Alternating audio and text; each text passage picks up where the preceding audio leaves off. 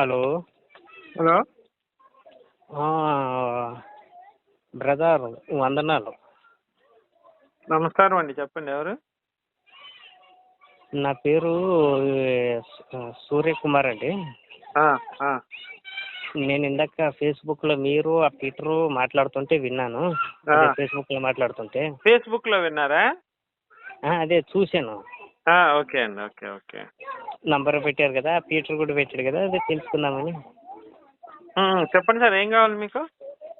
అదేనండి, వాళ్ళకి ఎంత చెప్పి నేను యేసుక్రీస్తు దేవుడు కాదంటే అదే పట్టుకుంటారు వాళ్ళు. యేసుక్రీస్తు దేవుడు కాదంటే అదే పట్టుకుంటారు. ఏం వచ్చినారు అన్నయ్య? సార్ మీ దగ్గర పిల్లలకు డిస్టర్బెన్స్ బాగా వస్తుంది, నేను పక్కకి వెళ్ళి రండి మాట్లాడదాం.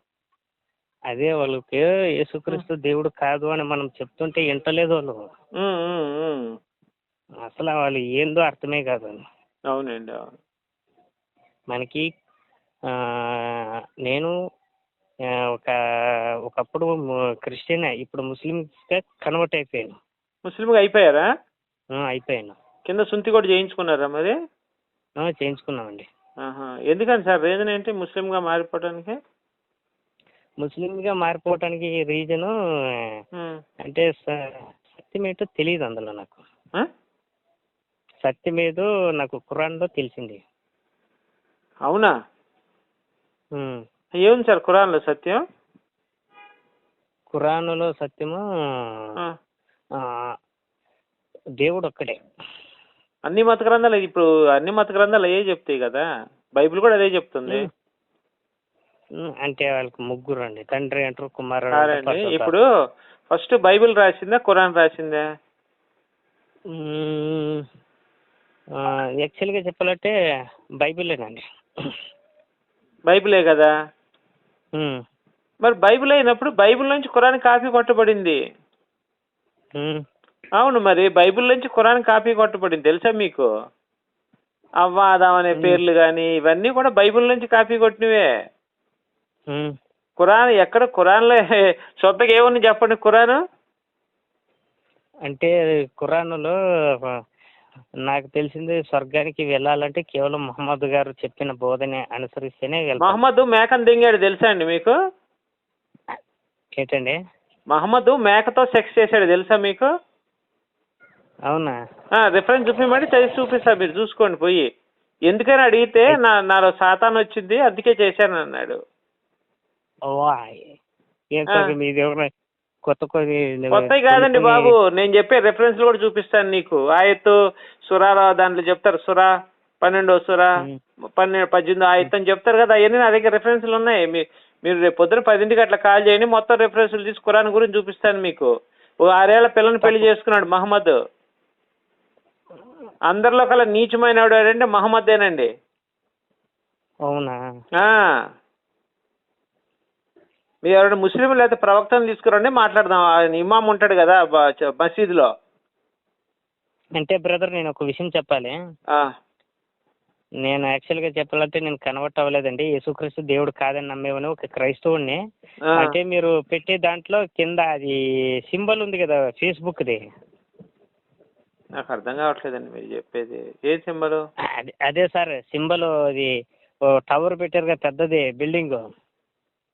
ఏం బిల్డింగ్? ఫేస్బుక్లో అక్కడ మసీదు పెట్టారు అనుకుంటా ఫేస్బుక్లో. మేము మసీదు పెట్టలేదండి. దాన్ని చూసి మీరు ముస్లిమ్స్ అని తెలుసుకుంటాకే నేను ఇలా అబద్ధం చెప్పాను. నేను ముస్లిమ్స్లో ఎందుకు కన్వర్ట్ అవుతానండి? ఇప్పుడు మీరు క్రిస్టియన్సా, ముస్లిమ్సా, హిందువులు, అసలు ఎవరు చెప్పండి పర్ఫెక్ట్గా? నేను క్రిస్టియనేనండి, పక్కా. యేసుక్రీస్తు దేవుడు గారు నా ఉద్దేశంలో. అవును, మేము చెప్పేది అదే కదండి. నేను చెప్పింది మీరు చెప్పింది ఒకటే, యేసు దేవుడు కాదు బైబిల్ ప్రకారం, యెహోవానే దేవుడే చెప్తున్నాను నేను. అంటే నా విశ్వాసం ఇంకోటి వెరైటీగా ఉంటుందండి. ఏంటది? నా ఉద్దేశంలో యేసుక్రీస్తు దేవుడు కాదు, యెహోవా కూడా దేవుడు కాదు. మరి ఎవరు బైబిల్లో? తండ్రి అయిన దేవుడు ఒక్కడే దేవుడు మనకు. ఎవరు ఆయన పేరు? ఆయన పరిశుద్ధాత్మ అండి. శభాష్, మంచి మాట చెప్పారు. ఎక్కడుంది సార్ పరిశుద్ధాత్మ దేవుడు అది?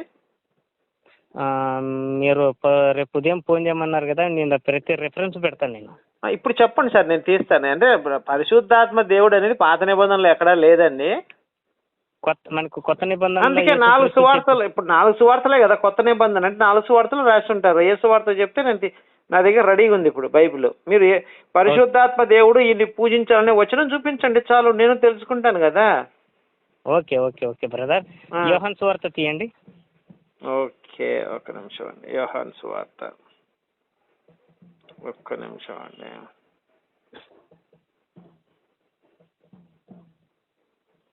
తీశానండి. ఎన్నో అధ్యాయం, ఎన్నో వచనం? 4వ అధ్యాయము 22, 23, 24. 22, 23, 24. మీరు మీకు తెలియని దానిని ఆరాధించువారు, మేము మాకు తెలిసిన దాన్ని ఆరాధించువారము. రక్షణ యూదులలో నుండి కలిగియుచున్నది.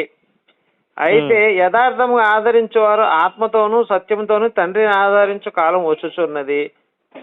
అది ఎప్పుడు వచ్చున్నది. తన ఆరాధించేవారు అట్టివారే కావాలని తండ్రి కోరుకున్నాడు. ఏంటంటే ఇక్కడ పరిశుద్ధాత్మ. ఒక నిమిషం ఆగండి. ఆయన్ని యథార్థంగా ఆరాధించేవారు అట్టివారు కావాలని ఎవరు కోరుకున్నాడు అంటే ఇక్కడ ఎవరు మాట్లాడుతున్నారు? మీరు చెప్పండి సార్, మీ వర్షన్ మీరు చెప్పేసేయండి, నా వర్షన్ నేను చెప్తాను. అక్కడ తండ్రి కదా కోరుకున్నది. యేసుక్రీస్తు మాటలో తండ్రి కోరుకున్నాడు అన్నాడా లేదా? దేవుడు ఆత్మ, ఆయనను ఆరాధించేవారు ఆత్మతోనూ సత్యంతోనూ ఆరాధించాలి. 23, 22 లెక్కలు బాగా మనం పరిశోధన చేస్తే దేవుడు యేసుక్రీస్తు యొక్క తండ్రి ఎవరో కాదండి, పరిశుద్ధాత్మ దేవుడే. పరిశుద్ధాత్మ దేవుడు.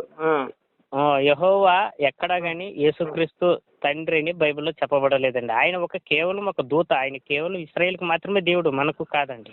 ఇప్పుడు పరిశుద్ధాత్మ దేవుడు అని నేనేమన్నానంటే సార్, ఇప్పుడు పాత నిబంధన తీసుకుంటే నేనే దేవుళ్ళకు దేవుడు, యెహోవా దేవుడు, నా ముందుగా నా తర్వాత ఏ దేవుడు లేడు, నన్నే పూజించాలని స్పష్టంగా చెప్పాడా లేదా పాత నిబంధనలో? అది కేవలం ఇశ్రాయేల్కి మాత్రమే చెప్పాడండి, మనకి కాదు చెప్పలేదు. సార్, ఇశ్రాయేల్ దేవుడు అనేవాడు అలానే చెప్తాడండి, అవునా? దేవుడు ప్రతిదీ కూడా ఒకసారి గుర్తుపెట్టుకోండి సార్, భగవద్గీత ఉంది, నేను చెప్తాను వినండి సార్, మీరు వినండి. భగవద్గీత ఉంది, శ్రీకృష్ణుడు నేనే దేవుడిని అని చెప్పుకున్నాడు భగవద్గీతలో, అవునా?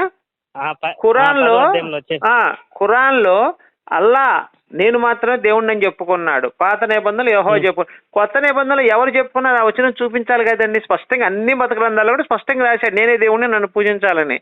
మరి మీరు చెప్పిన వాక్యం కొత్త నిబంధనలు ఎక్కడుంది చూపించండి. పరిశుద్ధాత్మ దేవుడు ఈయన్ని పూజించాలనేది ఎక్కడుంది చూపించండి.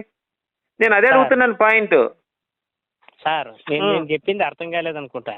వద్దు సార్, నేను డైరెక్ట్ వచ్చిన అడుగుతున్నాను, మీరు ఇండైరెక్ట్ వచ్చినాలంటే వచ్చి ఉంటాయి. చూపించేందుకు డైరెక్ట్ అండి, మీకు ప్రతి లేఖనం మీరు డైరెక్ట్ చూపిస్తారు. నేను అడిగింది సార్, నేను ఇప్పుడు మీరు చెప్తే దేవుడు ఆత్మ గనక ఆయన ఆరాధించేవారు ఆత్మతో సత్యంతోనూ ఆరాధించవాలని ఉంది, అంతేనా? మీరేమంటున్నారు?